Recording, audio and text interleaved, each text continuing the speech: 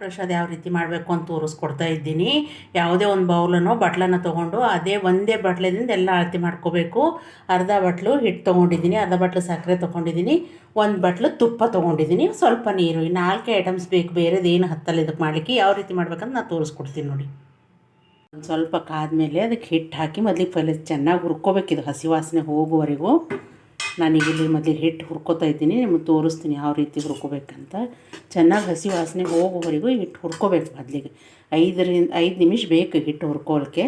ನಾನು ಹುರ್ಕೋತಾ ಇದ್ದೀನಿ ಹಿಟ್ಟು, ತೋರಿಸ್ತೀನಿ ನಿಮಗೆ ಆಮೇಲೆ. ಇದು ಹಿಟ್ಟು ಹುರ್ಕೊಂಡು ನಾನು ಒಂದು ಸ್ವಲ್ಪ ಕಲರ್ ಚೇಂಜ್ ಆಗಿದೆ ಅಲ್ಲ, ಈಗ ಇದರಲ್ಲಿ ತುಪ್ಪ ಹಾಕ್ಕೋಬೇಕು. ತುಪ್ಪ ಹಾಕ್ಕೊಂಡು ಮತ್ತೆ ಹುರ್ಕೋಬೇಕು. ತುಪ್ಪ ಚೆನ್ನಾಗಿ ಬಿಟ್ಕೊಳ್ಳೋವರೆಗೂ ಮತ್ತೆ ಹುರ್ಕೋಬೇಕು ಇದನ್ನು ಇದೇ ರೀತಿ ಎಲ್ಲ.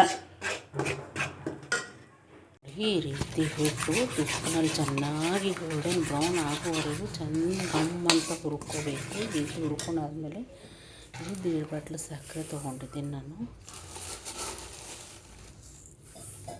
ಹಾಕೊಂಡು ಚೆನ್ನಾಗಿ ಕಲಿಸ್ಕೋಬೇಕು ಇದನ್ನೆಲ್ಲ.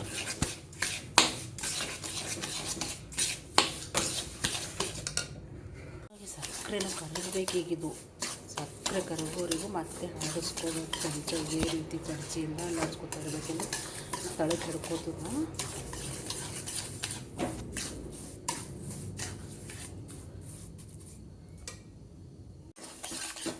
ನೋಡಿ ಈ ರೀತಿ ಸಕ್ಕರೆ ಚೆನ್ನಾಗಿ ಕಲ್ತಿದೆ. ಈಗ ನೀರು ಹಾಕ್ಕೋಬೇಕು. 1 ಬಟ್ಲು ನೀರು ಹಾಕ್ಕೊಳ್ಳಿ ಅಷ್ಟೇ.